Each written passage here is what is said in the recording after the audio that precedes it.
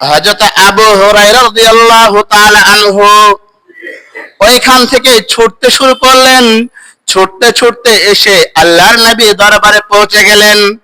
এখানে এসে আল্লাহ নবীকে বলছেন, ইয়া রাসূলুল্লাহ, ইয়া হাবিবাল্লাহ, আজকে কি ঘটনা ঘটেছে আপনি কি জানেন? আজকে এমন একটা ঘটনা ঘটে গেছে, এইখান থেকে যখন আমি বাড়ি চলে গেলাম, বাড়িতে গিয়ে আমার আম্মা জানকে বললাম, আমি গেট খুলতে বললাম, গেট খোলার পরে পরে আম্মা জান জিজ্ঞাসা করলো আমাকে। এর ফলে আমি যখন বললাম আমি মুহাম্মদ রাসূলুল্লাহ সাল্লাল্লাহু আলাইহি ওয়াসাল্লামের দরবারে ছিলাম, সেই সময় আমাকে তো গালি দিলই, আমাকে তো বকলোই, এমনকি আপনাকে এমন অকট্য ভাষায় কথা বলেছে, আমি আর সেইখানে থাকতে পারিনি। সেইখান থেকে আমার চোখ দিয়ে নয়ন দিয়ে অঝর নয়নে পানি পড়তে শুরু করেছে, আর ওইখান থেকে আমি ছুটতে ছুটতে আপনার কাছে চলে এসেছি।